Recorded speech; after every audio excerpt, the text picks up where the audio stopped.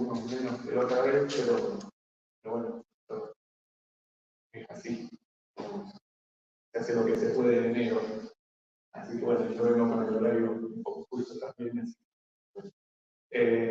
La idea de hoy es, en principio, continuar con lo que habíamos empezado el otro día, dejar algunas dudas en todo caso, bueno, avanzar y tratar de ser puntuales, porque la verdad que es un montón con lo que vamos encontrando y bueno, hay que tener paciencia también, ¿no? Porque esta es una obra muy compleja, muy amplia. Yo les decía el otro día que es el estilo literario, el género literario de Tolkien es la mitopoeia, ¿sí? No es la literatura fantástica, no es simple novela o simple narrativa, sino que intentan plantear algo de fondo, digamos, que contempla una historia de la creación, un desarrollo, pasando por una instancia de redención, digamos, hasta un fin de los tiempos. O sea que en eso tiene mucha semejanza con la teología cristiana, ¿no? Y les decía también que de hecho Tolkien recoge todo esto desde una cosmovisión cristiana, de tal manera que lo que nosotros vamos encontrando en la lectura de Tolkien siempre tiene un reflejo con una historia de la salvación, esa semejanza. Yo quería referirme a este concepto de mitopoeia, aunque primero había señalado algunas dudas que yo me quedé pensando de la última vez. En principio, alguien preguntó el otro día puntualmente el concepto de belleza, y yo no sé si lo desarrollé bien o lo expliqué o lo respondí suficientemente, pero como el tema queda bien tratado, yo me lo quedé masticando un poco y como yo soy filósofo, a veces respondo las cosas un poco complejas, de manera compleja. Digo, che, esto no hay que responderlo de manera compleja, esto es muy sencillo. Y si yo tengo que responder qué es la belleza, debería responder como lo responde Santo Tomás de Aquino. Es aquello que agrada al corazón, directamente. Lo que agrada al corazón es la belleza. Entonces, yo ponía el ejemplo de la vida en la comarca, ponía el ejemplo de la ciudadela de los elfos, rescatando un montón de imágenes que aparecen reflejadas en la historia, donde uno va respirando esa sensación de agrado permanente, y sobre todo esos lugares donde uno quiere quedarse.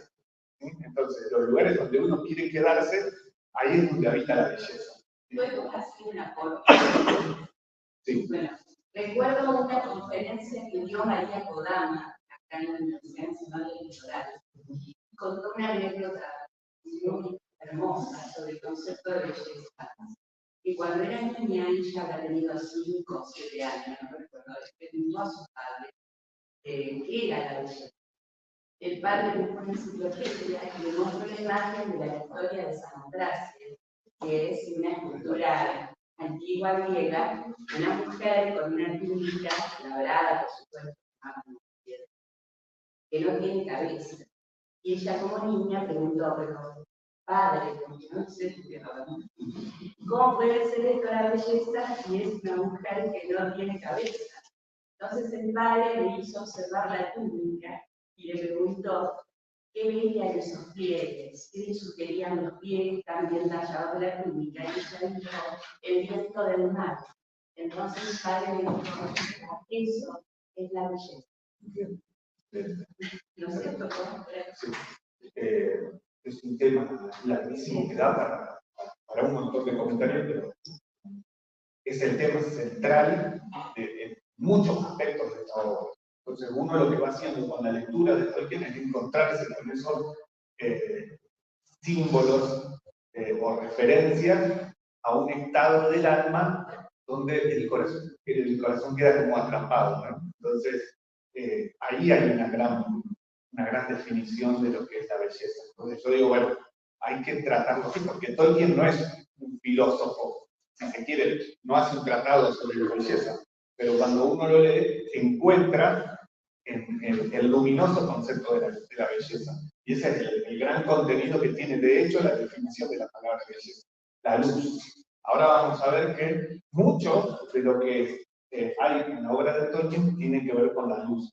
Entonces, yo iba a hacer un poco resumidamente lo que sigue, aunque me iba a centrar en estas preguntas que quedaron. Otra pregunta que a mí me quedó resonando de la otra vez es acerca de la muerte de los elfos, y lo que hay que enfatizar es que los elfos como tal pueden morir, ¿sí? Pueden morir en la guerra o pueden morir de tristeza, ¿sí? La única forma en la que pueden morir. Sin embargo, el cuerpo, o sea, pueden morir en una guerra porque una muerte violenta supone el abandono del cuerpo. Lo que sucede con los elfos es que ellos vuelven a la tierra del oeste, a Valinor, que es de donde salieron, y allí pueden recuperar su vida plena, con una plenitud mayor. Incluso los Valar, es decir, los espíritus sagrados, los ángeles, digamos, que habitan en Valinor, los pueden devolver a la tierra con, digamos, con su propio cuerpo o darles otra vida en la tierra, ¿sí? Lo que sucede es que hay elfos que fueron corrompidos, ¿sí? Por Melkor, la criatura angélica más perfecta, más pura que existió, que fue creada por Perú, Ilúvatar, es decir, por Dios. Y como fueron corrompidos, entonces ellos están sometidos a la muerte, que en Tolkien no es la nada, sino es la oscuridad. Entonces vamos a ir descubriendo aquí la permanente relación que hay entre la luz y la oscuridad, ¿sí? Dicho esto, paso a la otra pregunta que creo que Alicia me hizo respecto de a qué se refiere la Tierra Media. Y yo respondí como que la Tierra Media es como una estación más temporal. Acá yo confundí, en realidad, la Tierra Media con la tercera edad, ¿sí? La Tierra Media, en realidad, es el continente donde se desarrolla toda la historia, fundamentalmente la Guerra del Anillo, ¿sí? Y se le llama Tierra Media porque hacia el oeste está Valinor, que es la región de los Valar, es decir, de los ángeles puros, que cuando fueron creados, Dios los mandó a la tierra para darle forma y para protegerla, para cuidarla. Entonces, los Valar tienen una región dentro de todo el mundo, el universo creado, pero la Tierra Media es exclusivamente el lugar donde habitan los elfos y los hombres. Y allí es donde se desarrolla toda la historia del anillo. ¿Sí? Y media porque después hay una región que no está habitada, digamos, que es de tierra de hielo, pero, digamos, el continente donde está toda la historia es la Tierra Media. Lo que sucede es que están las edades, distintas edades. Si uno recorre toda la cosmogonía de Tolkien, uno va a descubrir que existe una primera edad, que es la edad donde todas las cosas fueron creadas. ¿Sí? Dios crea el mundo, pero lo crea en un estado de caos, es decir, crea la materia y le muestra a sus ángeles todos sus pensamientos y los manda a los ángeles, es decir, a los Valar, los manda a la tierra para que ellos terminen la creación. ¿Sí? Entonces, toda la creación del universo de Tolkien está hecha por los Valar. De hecho, los Valar son entidades angélicas que no son asexuados, pero ellos con una misión pueden asumir el sexo masculino o el sexo femenino.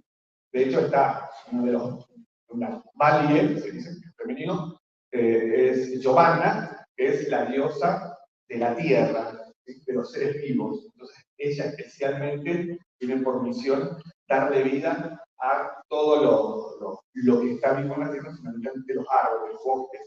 Por eso todo esto está lleno de vida, digamos.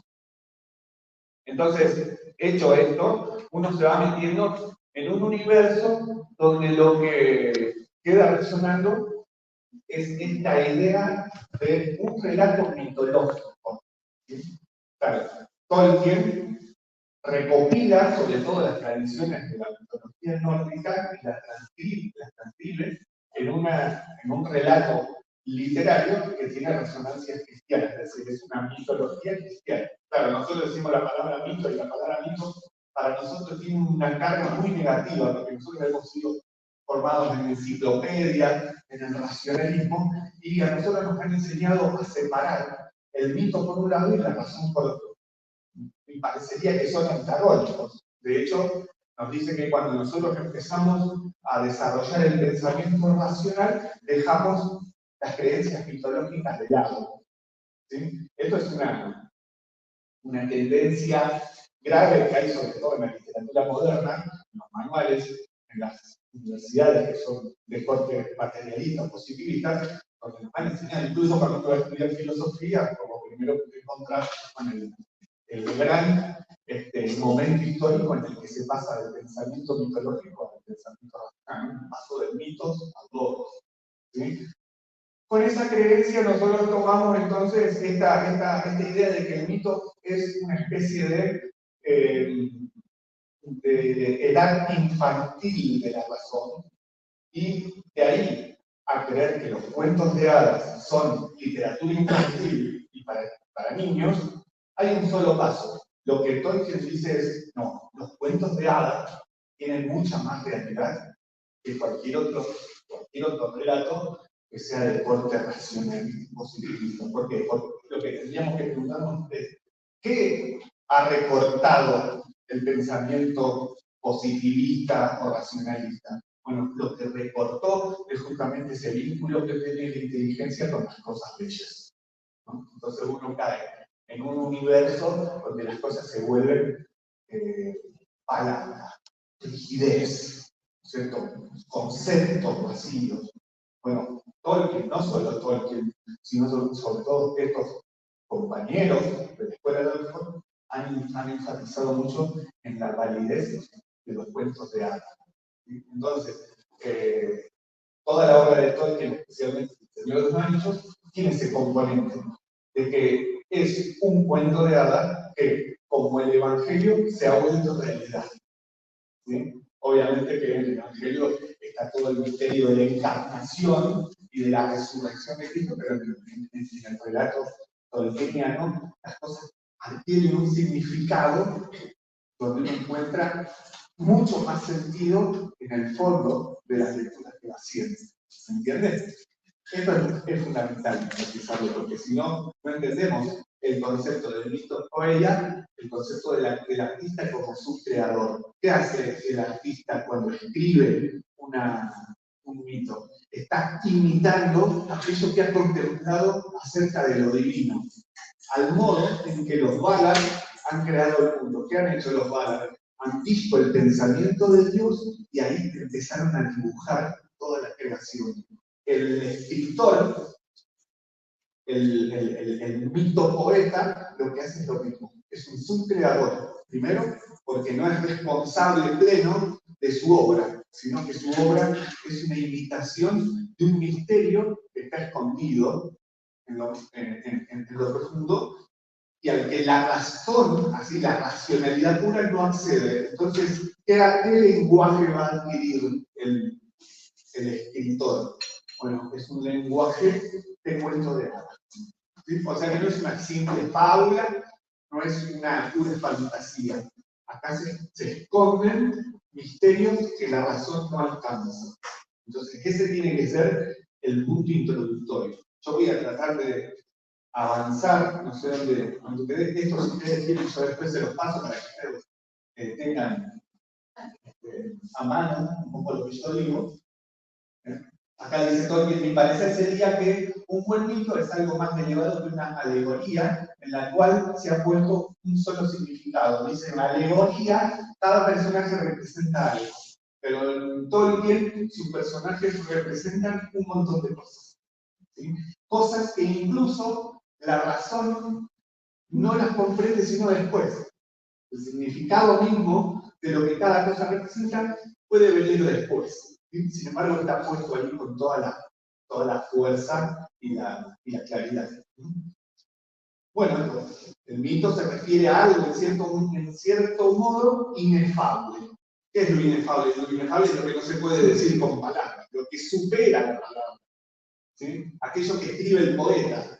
El poeta intenta escribir con canciones algo que la simple racionalidad cruda no lo puede abarcar. Entonces ahí está, el contacto del mito con lo inefable. Bueno, avanzo un poco así. Bien, Tolkien insiste en su papel de hacedor de mitos en la actividad mito-poética del narrador. Bien, yo me voy a focalizar ahora, hoy, el tema que me toca hoy es la Guerra del Anillo. ¿Sí?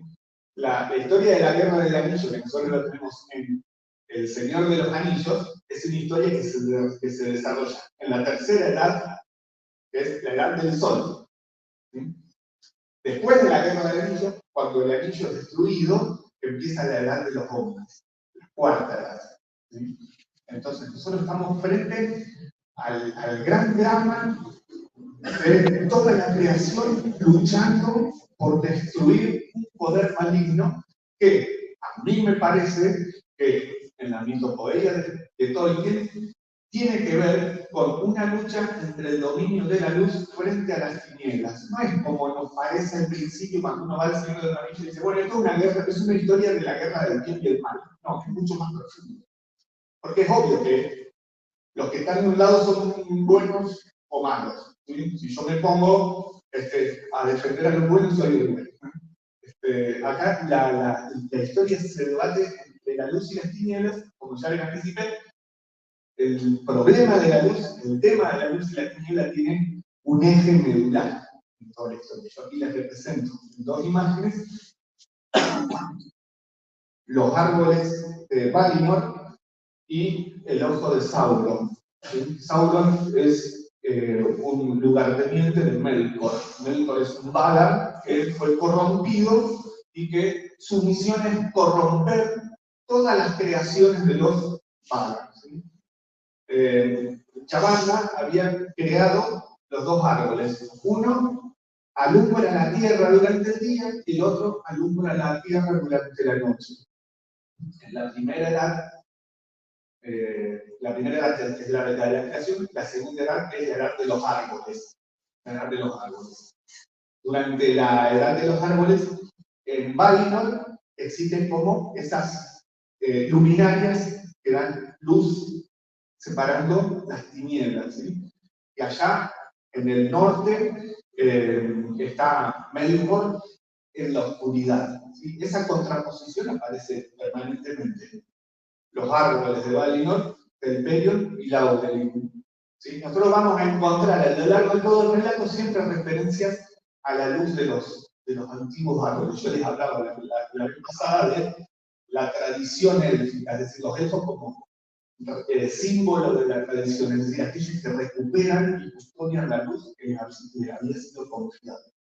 Bien, repasar toda la historia al modo como la relatan Tolkien es muy complejo porque hay muchísimos nombres, digamos, referencias, pero el camino se va haciendo de a poco en una lucha constante por el poder de la oscuridad contra el poder de la luz. ¿Sí?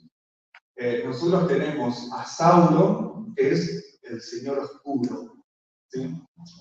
Para resumirles un poco, la edad de los árboles termina cuando Melkor arremete contra Valinor y destruye los árboles, estos que les mostré anteriormente. Los destruye tomando como cómplice a Ungoliant, que es un Maiar que adoptó la figura, la forma de araña. ¿Sí? Habría que hacer otro esquema, ¿no? Tenemos los Valar, o sea, tenemos a Dios, tenemos a los Valar, que son las entidades angélicas. Los Valar se pueden corromper, ¿sí? Estos ángeles. Melkor es un Valar corrupto. Y también tenemos los Maiar, que son servidores de los Valar, ¿sí? Los Maiar también se corrompen.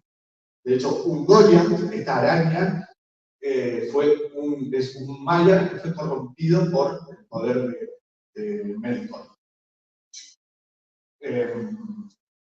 Se destruyen los árboles y la tierra entera queda en oscuridad.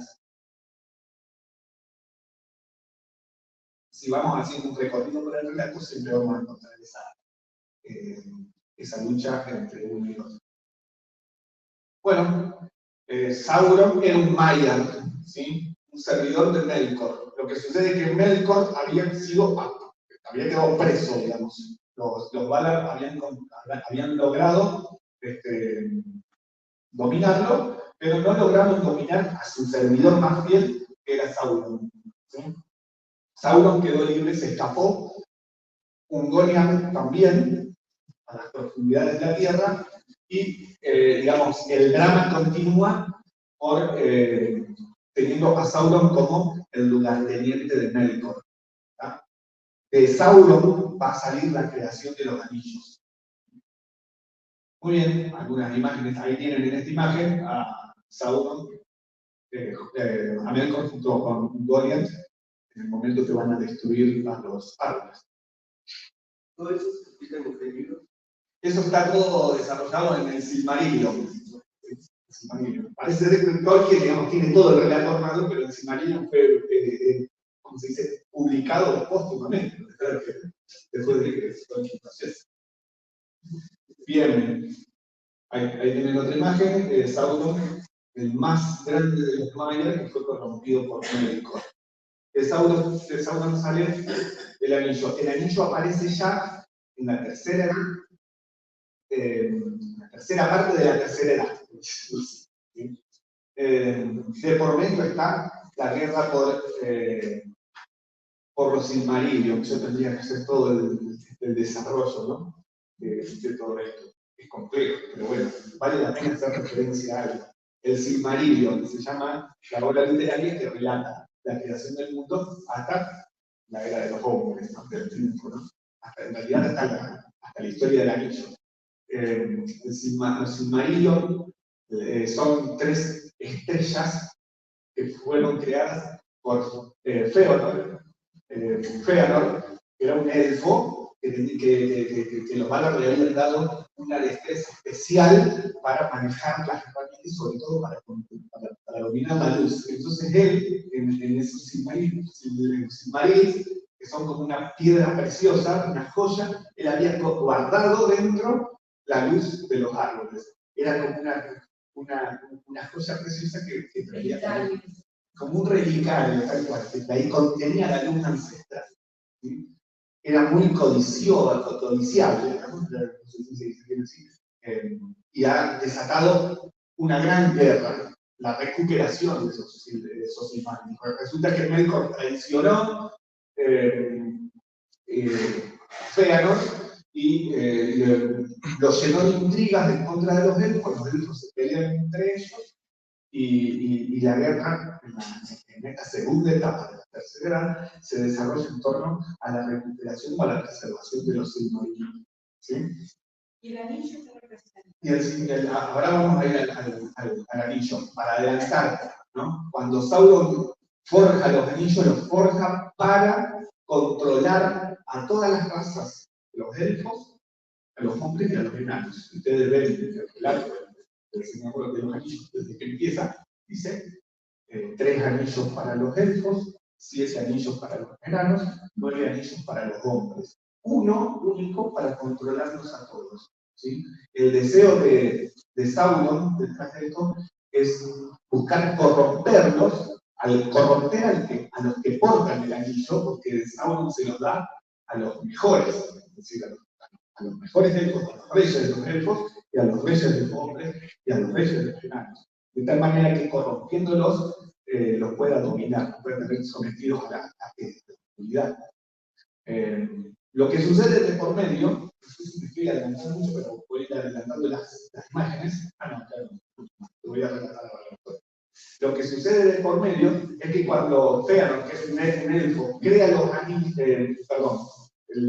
Fëanor crea los Silmarils. Cuando Sauron crea el anillo, se los da a los elfos primero, y los elfos se los tienen que dar a los hombres, se los da a los hombres, y los elfos conservan los 3 que le habían sido dados a ellos y los 7 de los enanos. Y como Sauron no puede tener la paciencia suficiente para esperar que los otros se corrompan, Sauron como que se deschaba solo y demuestra sus intenciones torcidas. Entonces los elfos advierten que esos anillos tienen la perversión metida, es decir, tienen la intencionalidad de corromper al que lo porta para después someterlo al poder de la oscuridad. Entonces, ¿qué hacen los elfos? Los esconden. ¿Sí? Pero los que no logran esconder son los de los hombres. Los 9 anillos que se los da a los reyes de los 9 reinos que habitan la Tierra Media en el momento. No sé si más o menos sigue. Si yo tuviese que definir claramente qué son los anillos, son la corrupción de la oscuridad. No es ni más ni menos que el pecado mismo, es decir, la primera actitud de rebelión que tiene el hombre guardado, que es la de querer ser como Dios.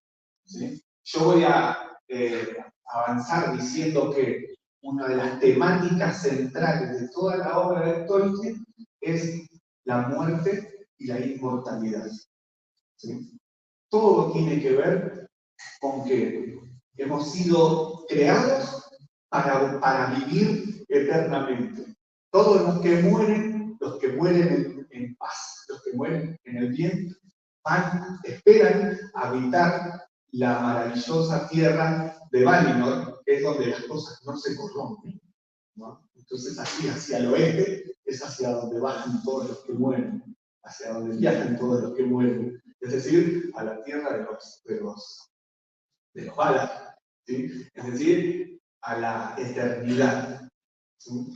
Entonces, este tema aparece permanentemente y es como la causa de todos los tropiezos. ¿Por qué? Porque el que tiene el anillo, lo que desea es no morir. Y ahí es donde empieza la corrupción. En el caso de los hombres, cuando usan los anillos, lo que quieren hacer es perpetuarse en esta vida. Es decir, vivir más allá de la muerte. Claro, los anillos al que los porta les alarga la vida. ¿Sí? Los hombres pueden vivir mucho más, pero ellos no se conforman. Y el problema del anillo es que no conforma al que lo posee. Y la corrupción aparece por ahí, es decir, el querer tener más de lo que le ha sido dado. Es decir, un pecado tramposo en el que tropezamos todos. El querer ser como Dios, el no conformarnos con nuestra propia existencia, con lo que Dios nos ha dado, con nuestras limitaciones, y allí la sed de conquistarlo todo. Después, al final, yo voy a tratar de cerrar un poco más sobre esto, pero la trampa es que el anillo cautiva, el anillo único cautiva de una manera absoluta, digamos, de una manera especial. Enamora o atrapa a aquel que lo ve o a aquel que lo posee. Y el problema es que el anillo es tramposo, porque ha salido de las manos oscuras de Sauron y a él le pertenece. Y a él quiere volver. Toda la fuerza, toda la maldad que Sauron puso en ese anillo, lo hizo para que el anillo vuelva a él. En el caso de los anillos, vuelvan a él. Por eso él quiere recuperar los anillos que los elfos habían guardado. Los 10 anillos, ¿sí? De los 19. Bien. Valinor es una tierra, la tierra sagrada de Valinor. Sí, Valinor. Pero no está en la Tierra Media. Claro, la Tierra Media es el continente que está en el medio, digamos, del planeta. ¿Sí? Está todo contenido en el planeta, por decirlo así. Pero Valinor, vos y vamos, sos inmortales. Sí, el que va a Valinor vive. Pero es como la tierra después de la muerte. Exactamente. Sí, es como un Edén, es como el Edén, digamos, es la tierra del Edén. Sí. ¿Se podrá, no sé, hacer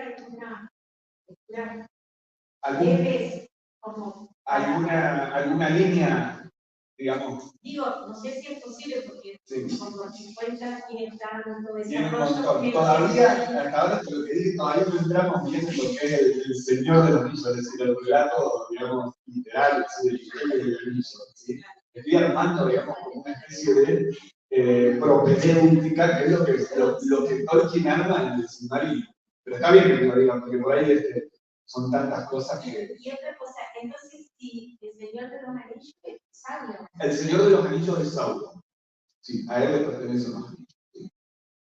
Entonces el relato en torno a él. En realidad él es como el gran enemigo, ¿no? Pero en realidad el centro del relato está en los valientes que luchan por destruirlo. Por enfrentarse. Por enfrentarse al poder oscuro que va acorralando todo, porque ustedes ya van a ver.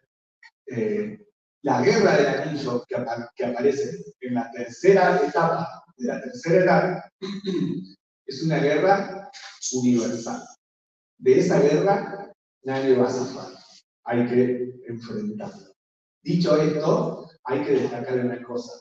Tolkien no es un católico de biblioteca o de sacristía, no es un beatón en el sentido de que, qué sé yo, hablo entre los inciensos y nada más. Tolkien está convencido de un principio que él mismo toma de la Sagrada Escritura. Esto, de que milicia es la vida del hombre sobre la tierra. Lo dejó. Es decir, el hombre que ha sido arrojado a este mundo está obligado a librar una batalla. Una batalla espiritual, en un sentido más metafórico o análogo, pero en la vida real se libra una batalla. Sobre todo, una batalla que me compromete en mi tiempo final. ¿Sí? De ahí la frase. Lo que hagamos en la vida presente resuena en la eternidad, como dijo el gladiador Máximo. Tiene esa consonancia. ¿Sí? Entonces, hay que ver de qué se trata esta guerra. Ahí viene esto que yo digo, la frase que tengo acá. Cuando Aragorn se encuentra por primera vez con Éomer y se le manifiesta como el heredero de Isildur, lo urge a escoger bando. Y esto le dice: he aquí la espada que estuvo rota una vez y que fue forjada de nuevo. ¿Me ayudarás o te opondrás a mí? Escoge ya. Ya le va poniendo la cosa, de un lado o de otro. Claro, Aragorn es el legítimo heredero de la corona de Gondor, digamos. Y sobre él pesa la promesa de que se va a restaurar la era de los hombres. Detrás de esa espada está la promesa de que se va a librar la batalla del anillo y que, digamos, va a triunfar, ¿no? Entonces, lo que le urge aquí es tomar la alianza con todos los que se quieran sumar. En este caso, Éomer es el hijo de Theoden, es el señor del reino de Rohan. Cuando van a pedir concilio o ayuda al reino de Rohan, se encuentra con Éomer y ahí lo increpa a que se defina, ¿no? Estaban en la duda, y sobre todo el rey Rohan, el rey Theoden, estaba sometido por su servidor, que era el Grima, lengua de serpiente, que lo había atormentado y lo había subido en la sombra, lo había dejado como inerme. Es un montón. Yo tendría que ir recorriendo toda la historia de principio a fin, ¿cierto? Entonces podríamos hacer eso, pero no me quiero extender mucho. Pero la historia arranca así. Desde la comarca se sabe la existencia del anillo y hay que destruirlo en la montaña de Mordor, en la lava, digamos. ¿Sí? Entonces tiene que hacer una penitencia gigante, leguas y leguas, hasta llegar a la tierra del enemigo, al corazón de la tierra del enemigo, donde tienen que tirar el anillo único, porque solamente ahí se puede destruir. El anillo es indestructible. Entonces arranca toda la historia de la comarca, y de repente se forma un primer concilio, que es la comunidad del anillo, que, digamos, se resuelve. ¿Por qué? Porque el portador del anillo, que es Frodo, una criatura inocente, pura, el único que lo puede transportar sin que el anillo lo destruya a él. Es decir, milagrosamente el anillo cae donde no debería haber caído, que es en manos de un hobbit. ¿Por qué? Porque el anillo cuando pesca a alguien lo destruye, pero cayó en manos de un hobbit. Y el hobbit es una criatura inocente, salido de una comarca, imagínense, un hombre habituado a las cosas más sencillas y humildes, un hombre totalmente dichoso, al que le cabe la tremenda carga de portar ese anillo hasta destruirlo. Bueno, sucede un montón de peripecias que yo algo narré el otro día. En el primer tomo del Señor de los Anillos se relata la comunidad del anillo hasta la disolución de la comunidad. Yo les mencioné la muerte de Boromir, algo vamos a ver de la muerte de Boromir, hasta la batalla de Isengard, o de las dos torres, en el segundo tomo del Señor de los Anillos, una batalla que compromete al mago blanco Saruman, que tiene interés por poseer el anillo. Entonces, para destruir el anillo definitivamente, tienen que hacer caer las dos torres del imperio de Saruman. Eso sucede en el texto de las dos torres. En las dos torres hay una situación especial, que es el encuentro entre Aragorn, que es el rey, que tiene que ir a convencer al señor de Rohan y a sus caballeros de sumarse a esta batalla. Entonces viene aquí la situación. El rey Feodor, lo vamos a ver en la otra imagen, tiene que despertar de su letargo, de su engaño, de su asedia. ¿Sí? ¿Por qué? Porque tiene un servidor que le ha robado la corona o le quiere robar la corona, entonces como está viejo, lo quiere someter de tal manera que el que controle el imperio, la corona, sea este servidor, Prima, lengua de serpiente. Bueno, ahí empieza a suceder todo. Ariel, te hago un agregado, una pregunta. Los hobbits, que vos también describiste como humildes, bonachones, inocentes, así y todo necesitaron la compañía de la comunidad del anillo, ¿no? En este caso, porque Bilbo también era hobbit y Sméagol también, y sin embargo cayeron ante el poder del anillo. O sea, lo interesante es ver cómo, bueno, Gandalf y los amigos lo ayudan. ¿No? Sí, sin duda, porque digamos, el desafío es muy grande, y aunque Frodo es tal vez el más virtuoso de todos los hobbits, aún así puede sucumbir y hasta queda al borde de la quiebra. Digamos. Entonces, toda la historia no se hubiese podido desarrollar sin la congruencia de un montón de grandes señores que han sido fieles. ¿A qué? A la luz. Por ejemplo, Gandalf. Tendría que hacer un paréntesis para referirme a Gandalf. Gandalf es un Maiar que ha sido enviado para defender a los hombres en esa circunstancia especial. De los Maiar que han sido enviados, 5 aparecen, digamos, el relato dice que fueron 5, pero de los que se conocen solamente 2. Uno es Gandalf, el otro es Saruman. Lo que pasa es que uno de ellos se corrompió, Saruman. En cambio, Gandalf, no, lo que pasa es que Gandalf era menor en jerarquía y no tenía los poderes que tenía Saruman. ¿Sí? Los poderes los recupera Gandalf cuando lucha con el Balrog en las profundidades de Moria, en la montaña. Ahí aparece de vuelta esta cuestión. Se muere Gandalf, en realidad. Su alma, como él es un Maya, vuelve a Valinor y los Valar lo devuelven a la vida con una jerarquía mayor. Entonces él cuando reaparece, en las dos torres, en el segundo libro, cuando él reaparece, aparece revestido de una plenitud que antes no tenía. Es decir, antes era el mago gris y ahora es el mago blanco.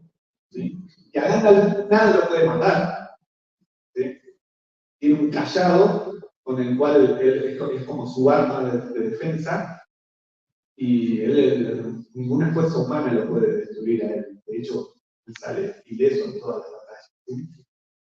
Entonces, volviendo un poco, el éxito de toda esta guerra no se hubiese conquistado si no fuera por la confluencia de grandes señores. ¿Sí? Perdón. Gandalf entonces no podría, el anillo usado podría tener el anillo, por más que sea puro. Sí, Incorruptible. Gandalf se podía corromper. Vos fíjate que claro, cuando el Frodo intenta dárselo, él se lo prohíbe. No. O sea, que Gandalf no quiere tener el anillo. ¿Por qué? Porque aparece aquí el principio de que la corrupción de lo mejor es lo peor. Entonces, si Gandalf se corrompe, puede desatar un infierno. En eso Gandalf es leal. Y ni siquiera Aragorn, siendo el legítimo heredero, quiere tener el anillo. No lo pueden ver. No lo pueden ver porque el anillo tiene una fuerza de tentación muy grande. Entonces, ahí está el juego, ¿no? ¿Qué hay detrás del anillo?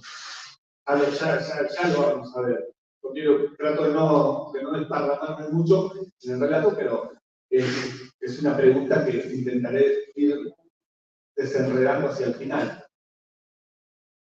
¿Qué destino nos trae desde el norte? Ahí está el rey de Rohan, Theoden, que le viene a decir, alguien le viene a exigir que se sume a esta batalla. Y la pregunta del hombre de Rohan, ¿qué destino nos trae desde el norte? Recibe esta respuesta. El destino de una elección, respondió Aragorn. Pues puedes decirle esto a Theoden, hijo de Tengel.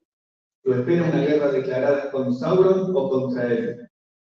Nadie podrá vivir ahora como vivió antes y pocos conservarán lo que tienen. ¿Sí? Esto, la guerra de anillos supone el final. ¿Sí? Es una guerra por una historia que puede terminar ahí o puede abrir otro mundo. Sí, acá aparecen los genes, otra cuestión. En esta guerra, todo está comprometido, no solo los hombres, los elfos, los mayas, los valar, sino la naturaleza misma, la creación misma está sometida al gran mal que pesa sobre el anillo, un mal que puede destruirlo todo. Entonces, en el bosque viejo están los genes, que son árboles arcaicos, que ellos se ocupan solamente de conservar la vida que le había sido dada de Yavanna. A ellos no les interesa ni el mal, ni el bien, ni la fuerza oscura, ni la luz. Ellos conservan solamente la luz de la vida. Entonces ellos no se quieren meter en esta guerra. Cuando la comunidad se dispersa, en la segunda parte, la comunidad del anillo está integrada por 4 hobbits. Uno es Frodo, otro es Sam, su compañero, y 2 más, Merry y Pippin. En una emboscada, Merry y Pippin fueron secuestrados y terminan vagando en el bosque viejo donde se encuentran con los Ents, que son estos árboles. Yo rescato este párrafo pequeño, aún los Ents, tan poco dados a mezclarse en los asuntos de más allá de los límites del bosque, perciben que el conflicto les atañe y que más tarde o más temprano los alcanzará. Así es que deciden marchar contra la fortaleza de Saruman, pues, como les dice Bárbol a Pippin y a Merry. Pero si nos quedamos en casa y no hacemos nada, la perdición nos alcanzará de todos modos, tarde o temprano. Es decir, la guerra compromete toda la creación entera. Así que bueno, vamos armando un poco el esquema de esta historia. Realmente tenemos que ir tratando de definir en qué consiste esta guerra. Bueno, puse aquí esta imagen que representa uno de los árboles, uno de los genes, arremetiendo contra la torre de Isengard, en un conflicto ya casi definido, cuando intervienen los genes, es como que la suerte se da vuelta, ¿no? Bien, vamos a recuperar a estos dos varones. Yo de Boromir ya dije algo la vez pasada, pero me voy a focalizar en Faramir. Faramir es el que está en el medio, y en la derecha está el padre, que es Denethor II, el senescal de Gondor. O sea que tienen a Denethor y a sus dos hijos. Pero yo me voy a focalizar ahora en Faramir, un arquetipo de guerrero, uno de los grandes que aparecen en esta historia.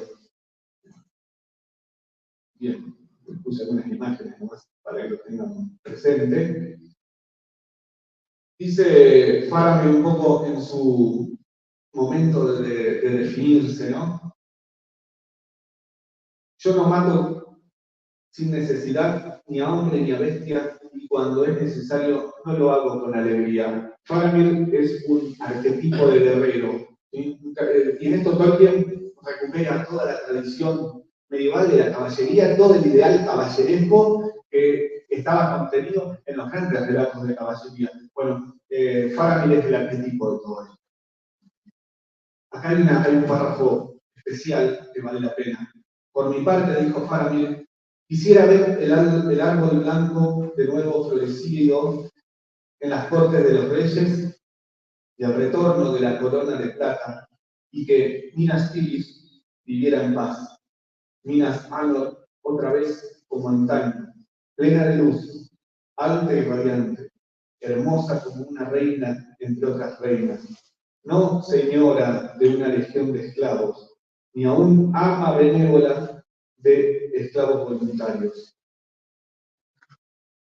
Bueno, menciona Minas Tirith y Minas Anor, que son los grandes reinos que habían sido corrompidos. Entonces, la guerra del anillo tiene que ver con la restauración de estos dos reinos, especialmente el de Minas Tirith, que es el de Gondor.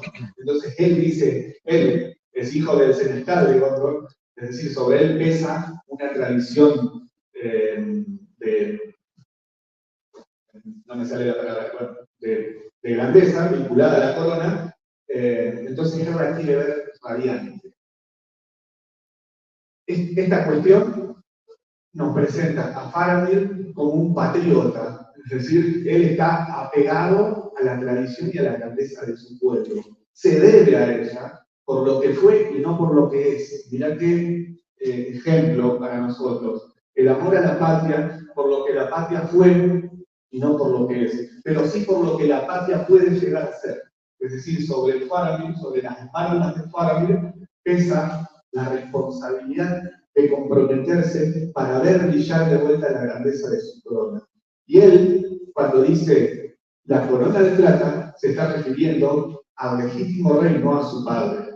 Él podría ser un interesado que luche por el bien de su padre, porque él va a ser heredero de esa custodia. Pero en realidad él se compromete por el bien de la corona de plata que pesa sobre el rey, por el legítimo rey. Guerra ha de haber mientras tengamos que defendernos de una maldad, de un poder destructor que nos devoraría a todos. Pero yo no amo la espada porque tiene filo, ni la flecha porque vuela, ni al guerrero porque ha ganado la gloria. Solo amo lo que ellos defienden. La ciudad de los hombres de Númenor. La tradición. Vale la pena desatar la furia de una guerra por defender a aquello que está a punto de morir, aun cuando la muerte que acecha no da margen de cálculos. Es decir, aun cuando tengamos todas las de perder, si por algo debo morir, es por la grandeza de aquello que yo voy a defender. Esto es el arquetipo del guerrero y del caballero. Quisiera que otros la amasen por sus recuerdos, por su antigüedad, por su belleza y por la sabiduría que hay. Que no la teman, sino como acaso temen los hombres la dignidad de un hombre viejo y sabio. Mucho para comparar con nuestra política, ¿no? Con nuestro país, con nuestra patria. A mí me trajo a colación esta frase fabulosa de Chesterton, que yo creo que está en consonancia. Los romanos no amaban a Roma porque fuese grande. Era grande porque la habían amado. ¿Cierto?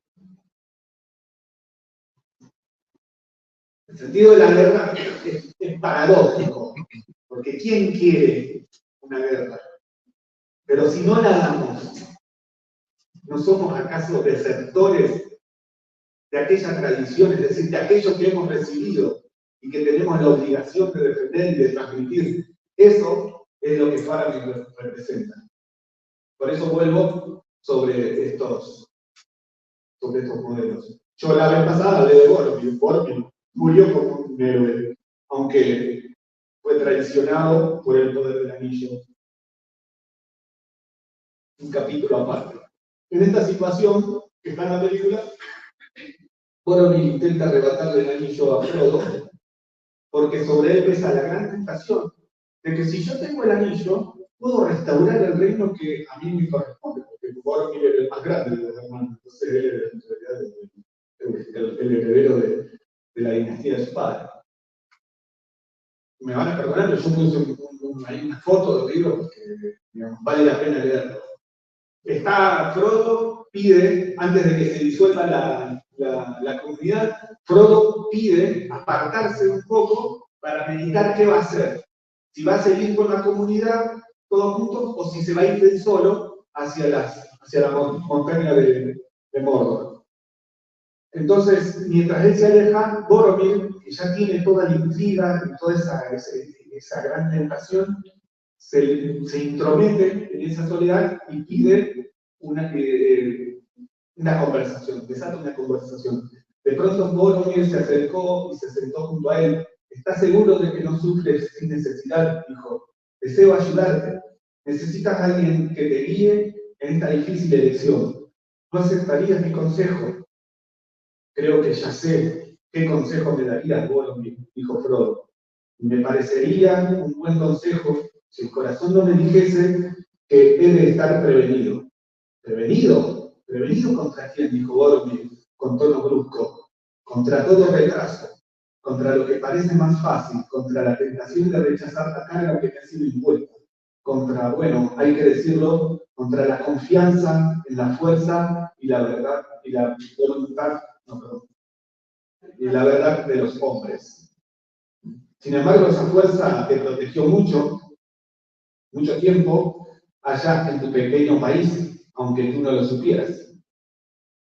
No pongo en duda el valor de tu pueblo, pero el mundo está cambiando. Las murallas de Minas Tirith pueden ser fuertes, pero quizá no bastante fuertes. Si ceden, ¿qué pasará? Minas Tirith, ese es el castillo, la fortaleza de Boromir. Moriremos como valientes en el combate, sin embargo, hay esperanzas de que no cedan. Ninguna esperanza mientras exista el anillo, dice Frodo. Ah, el anillo, dijo Boromir, y se le encendieron los ojos. El anillo. ¿No es un extraño destino tener que sobrellevar tantos miedos y recelos por una cosa tan pequeña?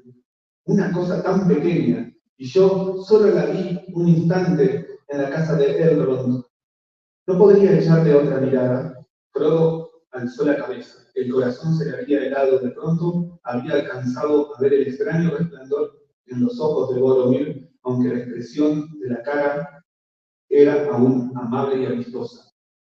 Es mejor que permanezca oculto, respondió. Como quieras, no me importa, dijo Boromir. Pero puedo hablarte del anillo, de ese anillo. Parece que solo piensas en el poder que podría alcanzar en manos del enemigo, en los malos usos del anillo, y no en los buenos. Está bien la trampa. En los malos usos y no en los buenos. Si se usa para bien, podría ser bueno. Esa es la tentación de Boromir. El mundo cambia, dices. Minas Tirith caerá si el anillo no desaparece. ¿Pero por qué? Así será si lo tiene el enemigo. Pero si lo tenemos nosotros, no estuviste en el concilio, le dijo Frodo. No podemos utilizarlo. Y lo que consigues con él se desbarata en mano. Boromir se incorporó y se puso a caminar de un lado a otro con impaciencia. Sí, ya conozco la cantinela, exclamó. Gandalf, Elrond, Todos te dijeron lo mismo y tú repites. Quizás esté bien para ellos. Esos elfos, medio elfos y magos, es posible que alguna desgracia les cayera encima. Sin embargo, me pregunto a menudo si serán sabios de veras y no meramente tímidos, porque a cada uno según su especie. Los hombres de corazón leal no serán corrompidos. Nosotros, los de Minas Tirith, nos hemos mostrado fuertes a través de largos años de prueba. Lo que quiero resaltar acá es el sutil trabajo que hace en la cabeza la gran tentación. Es decir, todo comienza con intereses rectos, pero la respuesta de Frodo es tajante. Es decir, él confía en la sabiduría de quien le confió el anillo y de quien le confió la misión, que es Gandalf y Elrond. Elrond es el señor de Rivendell, un medio elfo. Bien, vuelvo sobre esto. Guerra hay que haber mientras tengamos que defendernos de la maldad de un poder destructor que nos devoraría a todos. Otro arquetipo, Sam, el ladero de Frodo, el que lo acompaña y el que lo sostiene literalmente, porque cuando Frodo tiene que destruir, Frodo tiene que acercarse a su destino, está literalmente sin fuerza, destruido, acabado. Entonces Frodo dice: yo no puedo llevar el anillo hasta allá, pero sí te puedo llevar a vos, sí te puedo cargar. Y lo carga sobre su hombro y lo acerca hasta la montaña de Mordor. Era la primera vez que Sam veía una batalla de hombres contra hombres y no le gustó nada. Se alegró de no verle la cara al muerto.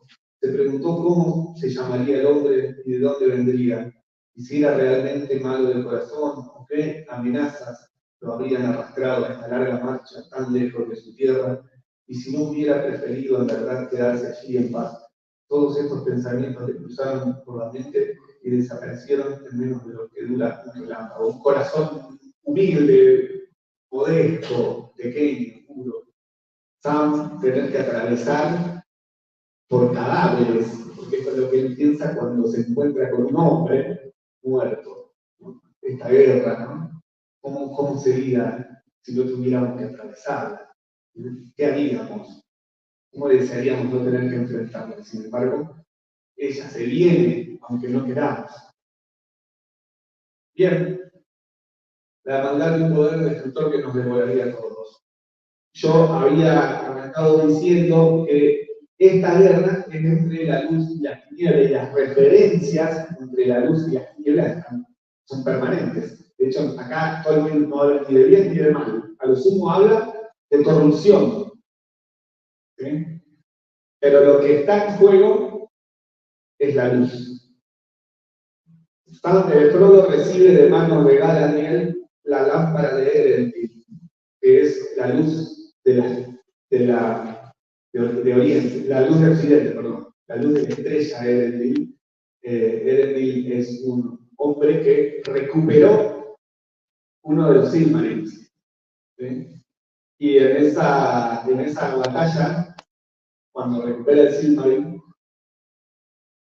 se van en barcos asediados por los enemigos, los Valar le dan alas a los barcos y se baja del cielo, llevando el Silmaril, y se perdió en el cielo. Y desde allá quedó brillando la estrella de Elendil. De esa estrella, Galadriel, que es una de las elfas que conserva uno de los anillos que le habían sido entregados, ella recupera esa luz y la pone dentro de un relicario y se lo da a Elfo para que invoque esa luz en momentos de tinieblas. Y ahí está la invocación que hace Frodo: salve Elendil, la más brillante de las estrellas. La guerra del anillo es una guerra por la luz, por la defensa de la luz. ¿Qué significa la luz? La luz es la luz de la eternidad, a la que todos aspiramos, ¿no? De hecho, los muertos van a un valle de tinieblas, ¿no? En confrontación con esto, bueno, los poderes de la oscuridad. Ahí tienen en la imagen a Saruman, el mago oscuro, el mago que se corrompió.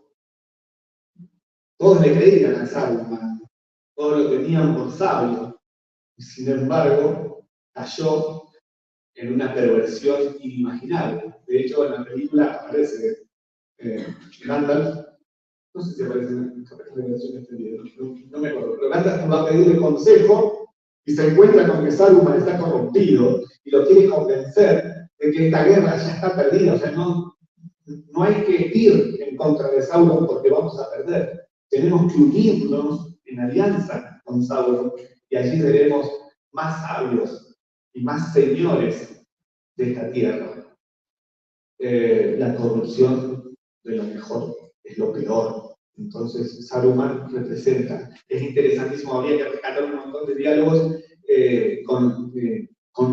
destacando la trampa que tiene en su palabra Saruman. Saruman es un sabio, es el más grande de los mayas, de los 5 mayas que fueron enviados a la tierra, y conoce misterios muy profundos y ha usado esa sabiduría para corromper a los demás. Entonces tiene fuerza, por ejemplo, para leer las intenciones de los otros y decirles a los otros lo que los otros tienen que escuchar. Entonces como que su lenguaje se vuelve múltiple, porque tiene habilidad para convencer a unos y otros. Y, como se dice, encantar con la palabra a aquel que discute con él. Algo que tiene de peligroso Saruman es la palabra. Entonces, no quisieras enfrentarte con un poder tan oscuro que tiene perversión en la palabra, que tiene la capacidad de halagarte el oído con lo que quieres escuchar, ¿no? Esta es su gran trampa. Gandalf no cae en eso. La corrupción del anillo. Un textito, un párrafo en relación a Saruman.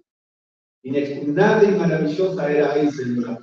Isengard era la antigua fortaleza que ahora había caído en manos de Saruman. Inexpugnable y maravillosa era Isengard, y en otros tiempos también había sido hermosa, y en ella habían morado grandes señores, los guardianes de Gondor en el oeste y los sabios que observaban las estrellas. Pero Saruman la había transformado poco a poco para adaptarla a sus cambiantes designios, y la había mejorado, creía él, aunque se engañaba, pues todos aquellos artificios y astucias sutiles por los que había renegado de su antiguo saber y que se complacía en imaginar como propios, provenían de Mordor. Lo que él había hecho era una nada, apenas una pobre copia, un remedo infantil, o una lisonja de esclavo de aquella fortaleza, arsenal de prisión y porno llamada Barad-dûr. La imbatible torre oscura que se burlaba de las lisonjas mientras esperaba a que el tiempo se cumpliera, sostenida por el orgullo de una fuerza inconmensurable. El orgullo de querer ser el mejor señor y querer recrear todo según su propia imaginación o conveniencia. Saruman representa la corrupción del estamento sacerdotal cuando tal estamento pretende ser original y reniega de su antiguo saber recibido. Produce un artificio que se complace en imaginar como propio, pero que en realidad es del mundo. Esto lo dice Jorge Ferro, uno de los especialistas de esta lectura de Tolkien. Representa el estamento sacerdotal, ¿no? Este interés, este vicio, o esta tentación grande de querer ser original, de querer inventar lo que ya estaba inventado, de querer renovar algo que ha sido recibido ancestralmente. ¿Sí? Bueno, sí. Para nosotros estamos familiarizados un poco con la vida de la liturgia, sucede mucho esto de formar la liturgia, los rituales, el culto, en un culto personal, ¿no? Detrás de esto está representada esta gran tentación. De hecho, los dos magos representan en Tolkien el estamento sacerdotal. Por eso Gandalf, cuando aparece, tiene investiduras blancas con un báculo y tiene una fuerza espiritual capaz de dominar incluso a las entidades espirituales como son los Nazgûl. Ya vamos a ver qué son los Nazgûl, ¿sí? Por eso a él, mientras él se conserva en su lealtad a la luz, él puede conservar la belleza que le ha sido confiada. Y esa es su tarea. Vuelvo sobre este principio que ya mencioné un par de veces. Triste la corrupción de esto, porque realmente es lo más sagrado, lo más elevado. Aquí vienen a Sam y Frodo con la luz de Elendil frente a ella, la araña, una descendiente de Ungoliant, una antigua maya que se corrompió y adquirió la figura de la araña gigante. Cuando él tiene que atravesar las montañas de Mordor, fue conducido por los túneles de la araña, y ahí se tiene que enfrentar a este poder maligno, en la oscuridad y en la luz. Bueno, ¿qué es el anillo? Si yo tuviese que hacer una comparación con el poder oscuro que nos quiere representar Tolkien, tendría que decir que el mundo nuestro tiene muchísimo de eso y que nosotros estamos frente a una batalla que tiene mucho de espiritual y de real, ¿sí? Entonces yo pongo las grandes revoluciones de nuestra época comparadas con este mal tremendo que está representado en el anillo y en la oscuridad de nuestro mundo. Podría alargarme un montón sobre esto si yo fuese lo más realista posible en hacer un análisis en cómo nuestro mundo ha sido corrompido y hemos olvidado sobre todo la belleza de la que tanto hablamos, la luz y el encanto de las cosas en su equilibrio natural. Entonces, un poco el llamado de Tolkien es a vigorizar nuestra mirada sobre la historia que tenemos enfrente. Porque yo les decía al principio, este relato mitológico no es algo fantasioso, fabuloso o puramente ilustrativo. Es algo que está diciendo algo que de fondo contiene una verdad tremenda. Y es que, como decía Faramir, guerra tiene que haber mientras nos tengamos que defender del poder maligno, de un poder maligno que sería capaz de destruirnos. ¿Sí? Entonces, ¿a dónde aparece reflejado ese poder maligno y esa corrupción? En la voluntad del hombre. En la voluntad del hombre que rompió su conexión con lo sagrado o con la tradición ancestral. ¿Sí? Con aquello que ha recibido de antaño. ¿Sí? Entonces, lo que se nos empieza a mostrar o a dibujar es que, aunque no lo veamos, aunque muchos no lo vean, nosotros estamos en una sociedad que está al borde de un abismo. Por eso yo decía, todo el relato de Tolkien tiene esas tres etapas. El comienzo, el desarrollo de la historia, una redención, un retorno y un nuevo comienzo. Es decir, podemos estar totalmente conscientes y yo no podría empezar a enumerar la cantidad de males que hay en nuestro mundo como para sospechar de que nosotros mismos somos habitantes de un mundo que se viene abajo. ¿Sí? Por muchos, puse algunas imágenes, entre ellas está esto de la cuarta revolución industrial, el dominio de la tecnología, la alienación del hombre por la tecnología, esta voluntad de controlar la inteligencia del hombre y sujetarla a redes de información que no hacen más que paralizar el interior del hombre. ¿Sí? Porque nosotros somos seres que hemos nacido libres en el buen sentido de la palabra. ¿Sí? Hemos sido creados para vivir en paz. sobre todo para buscar nuestro destino. Entre todo este mundo caótico, aparece por ahí también la imagen. Digo, ¿qué pongo yo acá? ¿A quién pongo? Lo puse a Bill Gates. No sé yo. Cualquier parecido con la realidad no es coincidencia. Son las cosas que suceden. Aparecía el otro día una noticia de que habían allanado unas oficinas de Al-Shabaab Lubami, donde encontraron túneles, donde tenían niños secuestrados.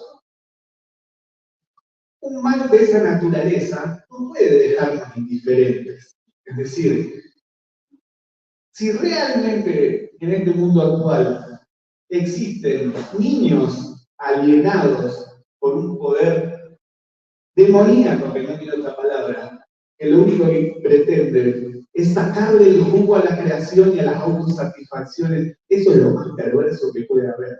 Y contra eso hay que desatar una guerra sin cuartel. Digo, hay que reaccionar por lo menos. Es decir, si nosotros empezamos a sacar, como se dice, comparaciones o conclusiones o deducciones de lo que significa el poder del anillo, bueno, el poder del anillo significa la destrucción del hombre, la destrucción total de todo lo que queda. Podría poner un montón de imágenes más que nos representen un poco, que nos dibujen el mundo en el que estamos parados. Un mundo controlado por poderes que hoy en día llamaríamos globalismo. Yo lo llamaría, por favor, yo lo veo así. Es decir, en un mundo que está controlado a nivel global. Es decir, si hoy en día nosotros asistimos a una situación de guerra, esa situación de guerra es global, porque nosotros no somos indiferentes a todos los desastres que están sucediendo en el mundo. Por ejemplo, lo que está sucediendo en Israel, con los ataques que cayeron hoy sobre Irán, o las grandes amenazas. Digo, a nosotros ya nos vienen hablando de que estamos en un mundo global y que ese mundo global tiene un control que se ha ido de las manos, que se nos ha ido de las manos. Entonces, podríamos preguntarnos, ¿qué esperanza queda? Y antes de poner todas estas imágenes, podría haber puesto el diálogo que tiene Gandalf con Merry, con Pippin. Frente al asedio de Minas Tirith, frente a una multitud gigante de orcos que están asediando la ciudad, Pippin queda como detenido en sus pensamientos y dice, ¿qué esperanzas quedan?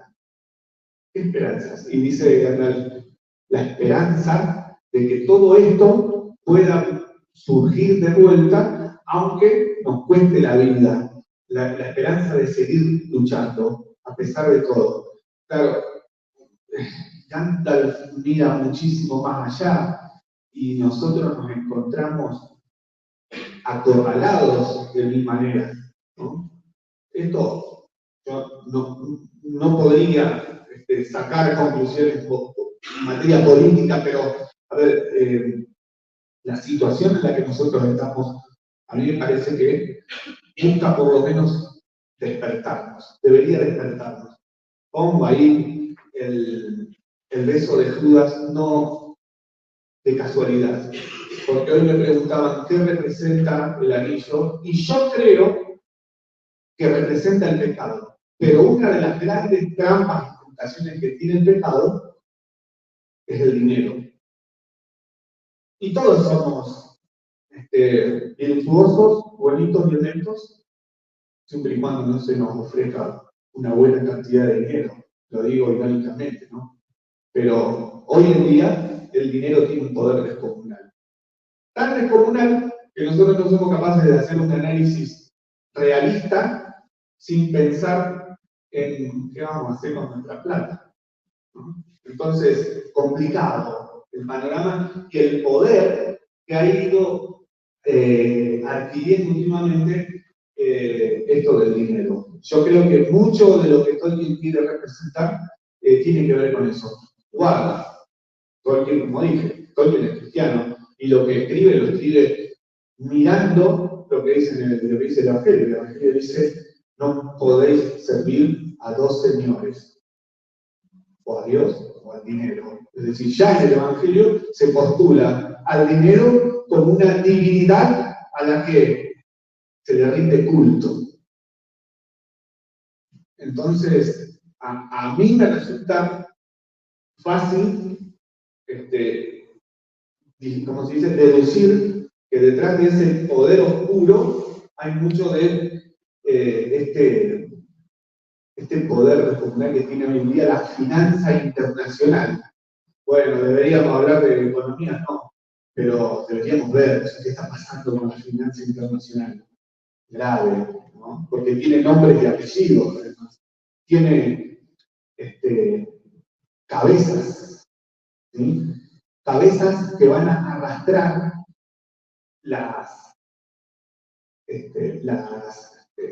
los grandes males en donde se va a definir la historia, que es el hambre, la peste, la guerra, ¿no?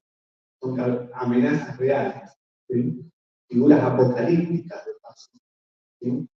Tolkien me parece que tiene mucho de eso, ¿no? De una mirada un poco apocalíptica en el sentido de, bueno, ¿qué nos queda, no? Porque la historia se va cerrando frente a qué? Frente al final de la tercera edad.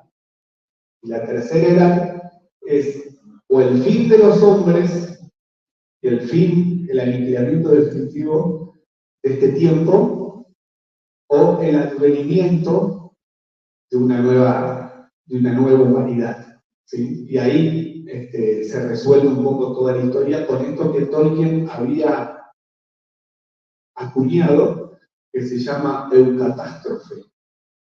La eucatástrofe es la resolución exitosa del último momento, aún cuando todo parecía perdido. Es decir, no hay nada mejor que ver a un hombre librar una batalla que está materialmente perdida y sin embargo no la pierde. Es decir, de alguna manera la historia se da vuelta. ¿De qué manera? De una manera misteriosa. Si nosotros, a ver, yo creo que me salté, iba a hacer referencia a los Nazgûl, que son los caballeros oscuros que aparecen, no sé si los que han visto la película, o los que han leído algo del Señor de los Anillos, al principio uno de los primeros dramas que atraviesan los hobbits es el tener que escapar de estos jinetes que son espectros, que son fantasmas, son demonios. Estos jinetes no tienen cuerpo, no tienen rostro, y no hablan, simplemente aúllan por un aullido infernal. Lo único que tienen estos espectros es la intuición del anillo. Es decir, lo contemplan, lo buscan y lo perciben. Estos Nazgûl son 9 caballeros oscuros que nadie puede matar, porque ya están muertos. Son los 9 reyes que recibieron los anillos de Sauron y se corrompieron. Estos nueve reyes recibieron el espectro del anillo y el anillo los destruyó definitivamente y los sometió al poder de Sauron. A tal punto de que no solo murieron, sino que sus espíritus quedaron ligados al poder oscuro del anillo. Entonces son servidores del anillo. Entonces hacen todo lo que Sauron les dice. Y es cierto, nadie los puede matar, ¿no? En el libro, en la película, está la muerte del jefe de todo eso, no me acuerdo del nombre. Bueno, el más importante de ellos, que está representado ahí en el medio de la imagen, el jefe de los Nazgûl fue, digamos, destruido por la espada de Eowyn, que es la hija del rey Theoden. ¿Sí? En la película se representa eso, ¿no? Un poco típico, digamos, de una película. El Nazgûl se presenta frente a ella, lucha contra ella, y en el momento que la está por matar le dice: insensata, soy un Nazgûl, nadie me puede matar, no, ningún hombre puede matarme. ¿Por qué es insensato? Porque ella está disfrazada de guerrero. Sí, No reconoce.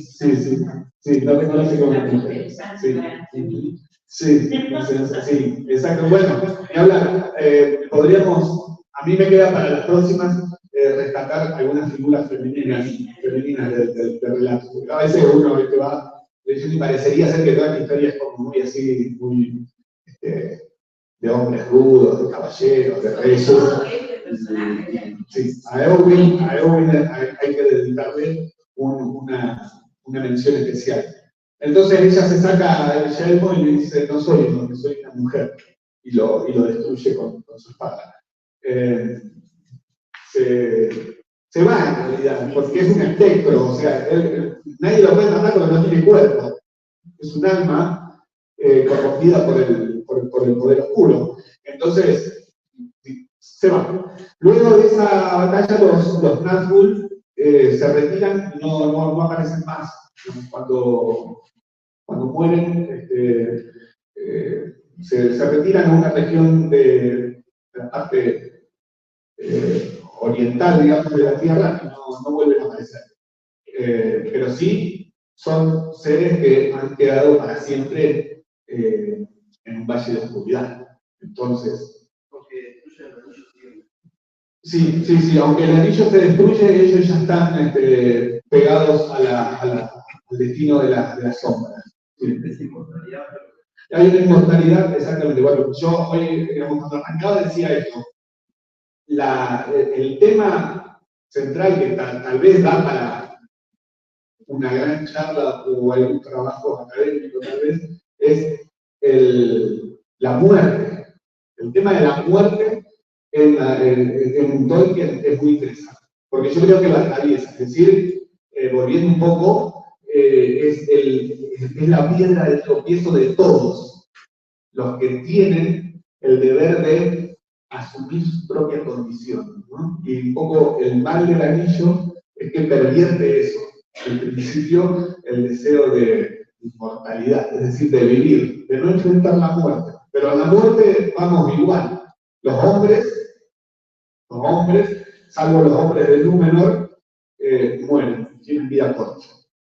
Los hobbits viven un poco más, los hombres de Númenor tienen una vida un poco más longeva, más allá de los 500 años, pero van a morir. Es decir, entonces, ahí tenemos un elemento. O sea, ¿de qué va? ¿Vivir 30 años o vivir 500 si tu destino es la muerte? Es la gran cuestión. Entonces, ¿qué vas a hacer con tu destino? Hay una eternidad. Es decir, el que se muere sirviendo al poder del anillo o al poder de la oscuridad, se va a un valle de oscuridad perpetua. Y el que muere sirviendo a la luz de los Valar, se va a la región de los Valar. Aves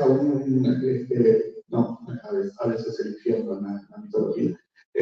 Bueno, se va a la región de los dioses, ¿sí? Porque los Valar son como dioses, en donde solamente hay luz. En un lugar donde nada perece. ¿Sí? En un lugar preferido por Dios, donde todo está ordenado según el orden que el Creador había dado a todas las cosas, es decir, se retorna al principio. Entonces, esto que yo les decía el otro día, es el relato de una ida y una vuelta, una reintegración. ¿Sí? Entonces, todos, Valar, Maya, elfos, hombres, todos tienen la obligación de partir y volver con los frutos de qué? De la lealtad a la luz de lo que surgieron. ¿Sí? Es muy interesante en este sentido. Podría focalizarme un poco más en la historia de los hombres, esto de los espectros, pero es el destino de cualquier hombre. Cualquier hombre que ha servido a la oscuridad termina en las sombras, ¿no? Y no se muere. No hay una muerte en el sentido de la aniquilación absoluta. ¿Sí? Hay una muerte, hay como una vida eterna. Eso es claro. Hay un después de la muerte, a donde todo se recapitula con un sentido de justicia. Es decir, hay una justicia. Una justicia donde uno reconoce el poder divino de Dios, el que definió de antemano este destino, digamos. Entonces, a mí me da, digamos, mucha esperanza el entrar en esta lectura, porque pone no solo la imaginación, sino el pensamiento y el corazón en un universo que tiene mucho de semejante con la vida real, pero mucho más profundo. Es decir, muestra mucho más de lo que parece. ¿Sí? Entonces, a nosotros nos convida por ahí a ver estas cosas, a meditar. Y en esta vida, en esta oscuridad de los personajes que serían infiernos, aparte de ser servidores del mal, porque vienen a luchar al mundo o a la Tierra Media, digamos, para el poder del mal. Pero aparte, ¿se ve sufrimiento como sería en el infierno? Sí, en el caso de los Nazgûl queda claro. Los Nazgûl son seres espirituales que están atravesando una situación de lamento. El grito de ellos es un grito desgarrador, infernal. Es decir, hay un lamento perpetuo por no poder dar vuelta a ese destino. Es decir, por más que ellos quisiesen, su destino quedó fijado eternamente en un grito de lamento. De hecho, el arma más poderosa que tienen los Nazgûl es el grito. Porque aun cuando pueden matar con armas, el arma más grave del Nazgûl es el terror. Entonces, en la película aparece muy bien reflejado en todas las situaciones donde aparecen los Nazgûl, todos caen frente a ese terror. Es decir, no hay arma, ni escudo, ni fortaleza que resista ese dolor. Entonces, ahí aparece, digamos, necesariamente la idea de una eternidad, ¿no? Da para recorrerlo 1000 veces, ¿no? Yo creo que el deseo de inmortalidad está planteado más que nada en los hombres, ¿sí? Porque los hombres, que son la raza más corrompible, se corrompen fácilmente por eso, porque no aceptan la limitación temporal que tienen. Entonces, cuando contemplan a un elfo, la gran tentación es la envidia porque los elfos no mueren, no envejecen. Entonces, ahí aparecen todas las trampas que van llevando al estado de corrupción. Dicho esto, voy a ir cerrando porque quedan un par de minutos.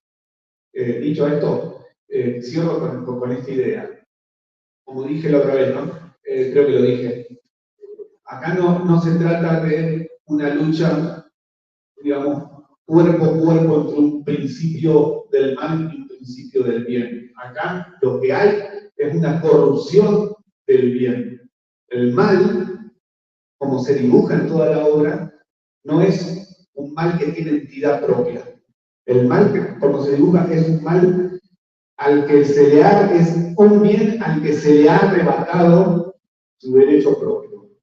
Cuando al bien, algo bueno, se le arrebata su derecho propio, se corrompe. Entonces, toda esta gran batalla consiste en una lucha entre un bien original contra un mal que ha corrompido algo que no tenía que corromperse. ¿Sí? Por eso yo insistí un par de veces en ese principio. la corrupción de lo mejor es lo peor. Es decir, cuando un hombre se corrompe, su destino tristemente lo conduce a un valle de oscuridad perpetua. Pero cuando un maya se corrompe, su destino es mucho más tremendo. ¿Por qué? Porque él había sido creado para algo mucho más grande, ¿no? Entonces, bueno, en la película no se ve la muerte de Saruman. Saruman de los 5 mayas que le habían enviado a la Tierra para ayudar a los hombres, Saruman era el mejor de ellos. Y cuando fue expulsado de las 2 torres de Isengard, ¿a dónde se va Saruman? A la comarca. Y corrompe la comarca. ¿Sí?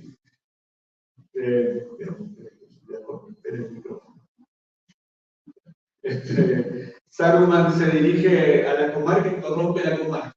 Entonces, cuando los hobbits regresan después de la guerra, se encuentran con que tienen que librar otra batalla. Es decir, tienen que sacarlo a Saruman. Y ahí resplandece más que nada la figura de Sam. Sam es el que lidera la resistencia contra Saruman, hasta que lo expulsan de Saruman. Sí, regresa. ¿Dónde está ese relato? Es el último capítulo del Señor de los Anillos, la tercera parte, el retorno del rey, después de toda la historia, el último capítulo es el regreso. Se llama El saneamiento de la comarca. No aparece relatado en la película, porque es demasiado larga la película. Pero bueno, es muy interesante también el valor, el heroísmo de los hobbits, que se hacen señores de la comarca y restauran ese mal que había ido a sembrar en el pasado.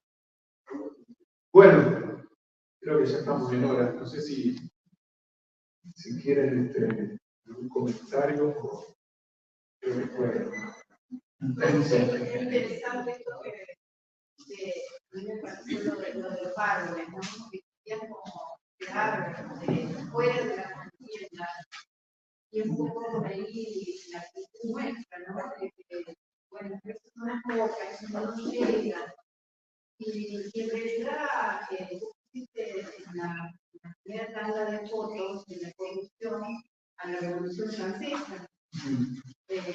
En Francia, cuando llega la Revolución, había muchos campesinos que no querían saber nada, y bueno, querían seguir cosechando, querían seguir con su rey y con su religiosidad, y bueno, pero los cambiaron se tuvieron que levantar porque el mal avanzó sobre ellos, sobre sus derechos, sobre sus bienes, era el rey, la religión, o sea, vinieron los revolucionarios, quitaron al rey, quitaron la religión, y se metieron con ellos. Matando, amenazando. No es que uno puede quedar así como decir en una postura de... Por eso no es que Tolkien quiere dibujar una historia de guerra. Tolkien está dibujando la historia de la humanidad. Sí. La historia de la humanidad, los grandes hitos de la humanidad se han definido por grandes batallas y no por grandes actos de batalla, por pequeños actos de batalla. Y sobre todo por el heroísmo, la figura del héroe. En eso me voy a referir, digamos. Pero también creo que queda impresionado cuando ves que los orcos están destruyendo todos los bosques para hacer armas. Sí, obvio. Porque está esa maldad de destruir la creación. Eso está. Digamos, de hecho, el propósito de Melkor está en esta época de Melkor está preso, digamos. ¿Sí? El que quedó al mando fue Sauron. En esta historia está claro todavía la intencionalidad que tienen estos Valar pervertidos de destruir todo lo que los otros Valar habían creado. Entonces, odian la creación, digamos, odian los árboles. Eso se ve muy bien en la película, sobre todo, ¿no? La destrucción de la naturaleza por la destrucción misma, por el instinto de apoderarse de las cosas y hacerse señor de lo que hay. Entonces los Gens se dan cuenta de que están arrasando y que no me basta con quedarme ahí indiferente en mi bosque. Entonces reaccionan, ¿no? Hay, en la guerra, sobre todo de Eisenhower, se ve una ayuda de los Valar cuando agitan la naturaleza. Por ejemplo, esto no lo dije un poquito antes, no me quiero extender mucho, pero cuando aparecen los jinetes, si ustedes se acuerdan, los jinetes andaban en caballos. Eran caballos malditos que habían nacido en Mordor. ¿Sí? Los caballos mueren y ellos después vuelven sobre dragones. ¿Sí? Al final, en la guerra de Minas Tirith. Los caballos mueren como en la segunda parte, en las dos torres, el río se despierta y los ahoga. Es decir, hay un influjo del cielo, de los Valar, que intervienen ahí para ahogar la furia de estos miserables, ¿no? Entonces, que queda bien dibujado entre lo que sufre el bosque y cómo interviene el río en esta unidad que hay de esta guerra que compromete todo, ¿no? O sea que es muy interesante, da un montón. Pero bueno, ahí está, sigue estando el drama humano en el medio. Claro, el bien sería el bien y la ausencia sería el bien. Exactamente, claro, porque el mal no tiene fuerza por sí mismo, sino en la medida que corrompe algo. Si el mal no corrompe algo, no tiene fuerza por sí solo. Entonces se hace grande en la medida que logra corromper las cosas buenas. Aparece, por ejemplo,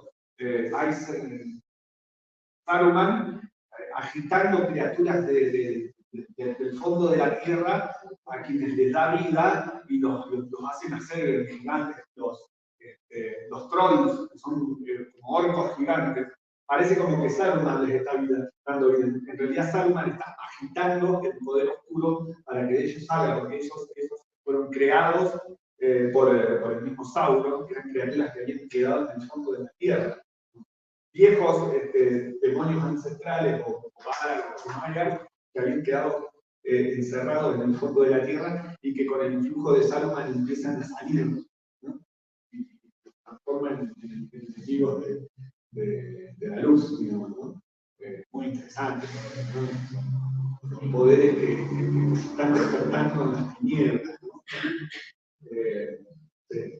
En el libro El ícono del padre de Ustań, relata una religión ortodoxa cómo ellos integran en la misma religión a la naturaleza, a elementos de la naturaleza como animales o plantas, porque consideran que toda la creación está unida al hombre alabando, cosa que se ve en algunos salmos que dicen nieve y rocío, bendecir al Señor, aves del campo, bendecir al Señor. Entonces es como que no es solamente el hombre aislado de su entorno, sino que es el hombre y su entorno. Eso lo dice Jorge Ferro también en el libro de Leyendo a Tolkien, esa unión que hay entre el orden natural, digamos, sirviendo a la misma causa.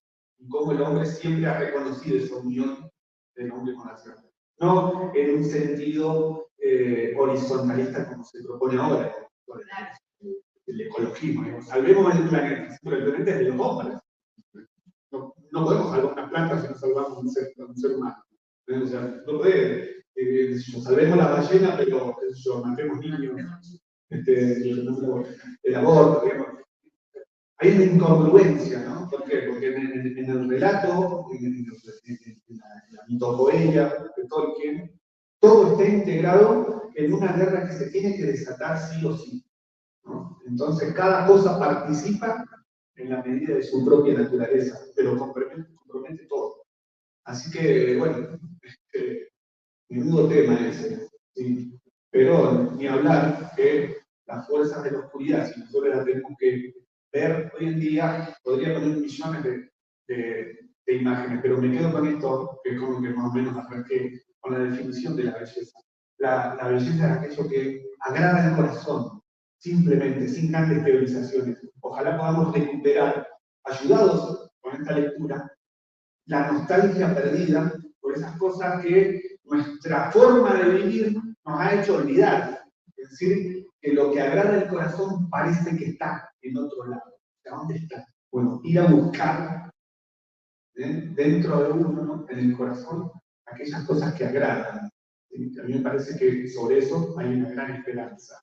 Y ahí está esa esperanza de la que Tolkien habla cuando dice, parece que todo va a terminar, pero termina bien, ¿no? Aun cuando los cálculos no dan, ¿no? Es decir, hay una gran belleza de fondo que está sosteniendo todo, ¿no? Con la pregunta de Dostoyevsky, ¿qué belleza salvará al mundo?